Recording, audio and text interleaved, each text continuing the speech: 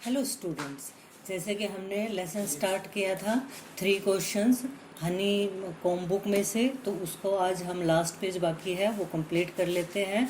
हमने देखा था कि राजा 3 क्वेश्चंस के आंसर पूछ रहा है, जब जो आने वाला था उसके साथ उसके बाद बियर्डेड मैन था। अब शुरू करते हैं। You have already been answered. Hermit ने क्या कहा कि तुम्हें पहले ही आंसर दिया जा चुका है। हरमिट स्टिल बेंडिंग डाउन, और वो क्या था, बेंडिंग होता है मुड़ा हुआ ना। स्टिल अब तक, अभी तक भी वो नीचे मुड़ा हुआ था टू द ग्राउंड, मैदान की तरफ।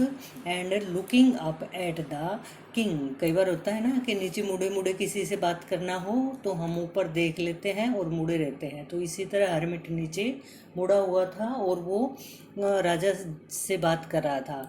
As he stood before him, ही कौन है यहाँ पर, राजा। जब राजा उसके सामने खड़ा हुआ था, बिफोर यहाँ पर पहले नहीं है, बिफोर का मतलब है सामने। जब राजा उसके सामने सन्यासी के सामने खड़ा था तो उसने जवाब दिया कि मैं आपके प्रश्नों का जवाब पहले ही दे चुका हूँ। How have I been answered, मुझे कैसे उत्तर दिए जा चुके हैं। व्हाट डू यू मीन, आपका क्या मतलब है। मीन मतलब, आपका क्या मतलब है, ये कह रहा है राजा सन्यासी से। डू यू नोट सी, क्या तुमने देखा नहीं। रिप्लाइड द हरमिट, रिप्लाइड होता है जवाब देना। हरमिट ने, सन्यासी ने जवाब दिया, क्या तुमने देखा नहीं। इफ़ यू हैड नोट, यदि तुम्हें पिटिड, पिटिड होता है बच्चों, पिटी की सेकंड फॉर्म है ये, पिटिड दया दिखाना। माई वीकनेस, जब मैं कमज़ोर था, मतलब मैं परेशान था, तो तुमने कल मेरा जो काम करवाया था, तुमने मेरी कमज़ोरी पर दया दिखाई थी। Had not dug these beds for me, और यदि तुम ये क्यारियाँ मेरे लिए ना खोदते, you would have gone away, gone away तुम दूर चले जाते। देन दैट मैन, देन का मतलब है तब, तब वह आदमी वुड हैव अटैक्ड, अटैक्ड होता है आक्रमण करना, यू तुम्हारे ऊपर।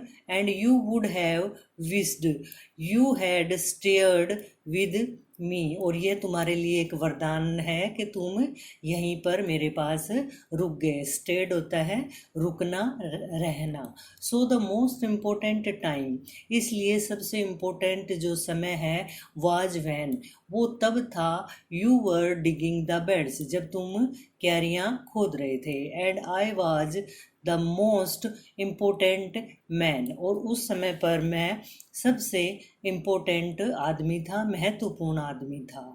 And to do me good, और मेरे लिए अच्छा करना, was your most important business, और जब तुमने मेरा जो मदद की थी वो तुम्हारे लिए महत्वपूर्ण काम था।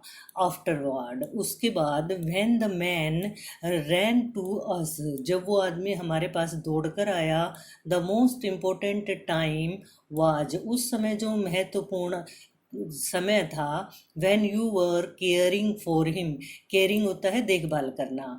Because he, because if you had not, यदि तुम ड्रेस्ड, बताया था कल, पट्टी करना, हिज वोन्स, और जब तुम उसके घावों की अगर कल पट्टी नहीं करते, ही वुड हैव डाइड, वह मर जाता।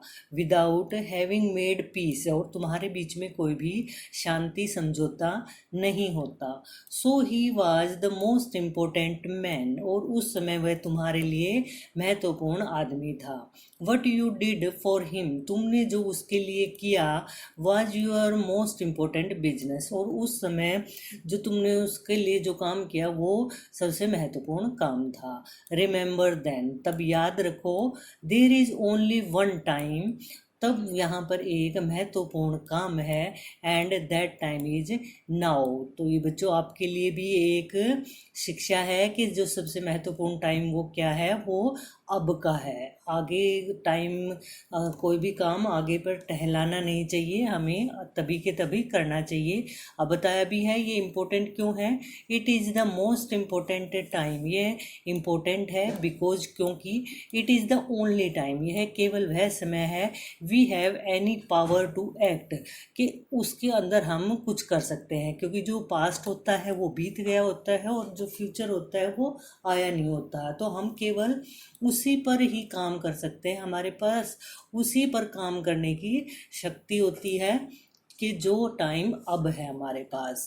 और नेक्स्ट क्वेश्चन का आंसर है द मोस्ट नेसेसरी पर्सन, जो सबसे ज़रूरी आदमी है इज द पर्सन, वो वह व्यक्ति है you are with at a particular moment, जिस क्षण में तुम जिसके साथ होते हो वही पर्सन तुम्हारे लिए क्या है, वो इम्पोर्टेंट है। जिस क्षण में तुम जिस भी आदमी के साथ हो, जैसे जब स्कूल में होते हो तो अध्यापक इम्पोर्टेंट होते हैं, घर में मम्मी पापा होते हैं, जिस समय भी जिसके साथ रहो तो उसी के साथ रहो।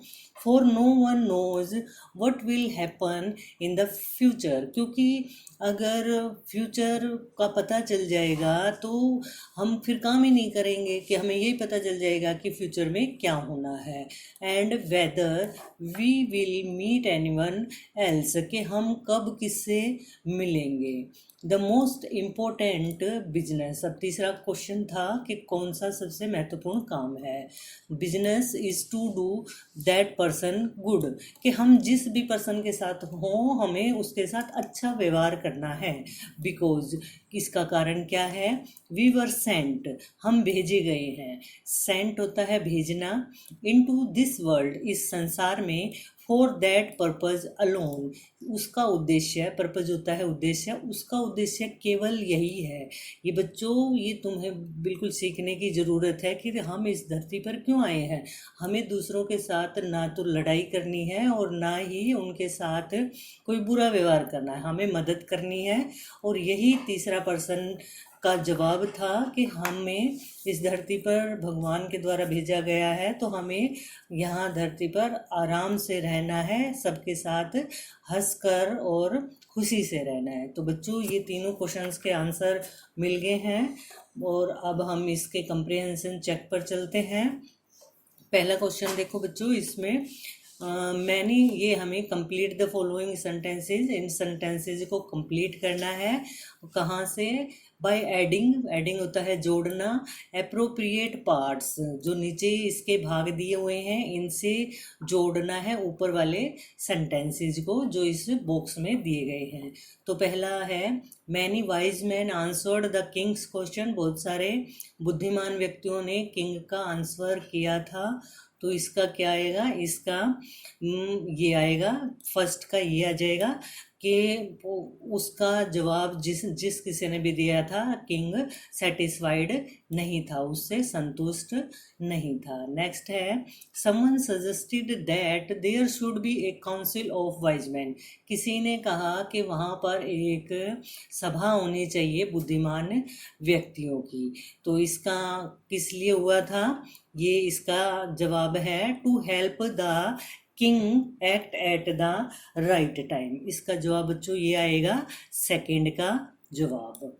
थर्ड है someone else suggested that the king should have a time table, किसी ने कहा कि राजा के पास टाइम टेबल होना चाहिए। तो ये हमें पहले ही हमने पढ़ा है कि टाइम टेबल हो तो उसको हमें फॉलो करना है strictly.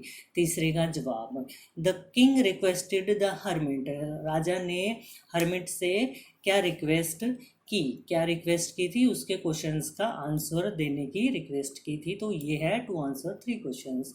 The king washed and dressed the bearded man's and wounded, जो राजा था उसने उसके धोए थे, जो दाढ़ी वाला आदमी थे उसके घावों को और उसकी पट्टी की थी। तो लास्ट बच गया है ताकि but the bleeding would not stop, फिर भी ब्लीडिंग नहीं रुक रही थी। तो पांचवी का ये आंसर है।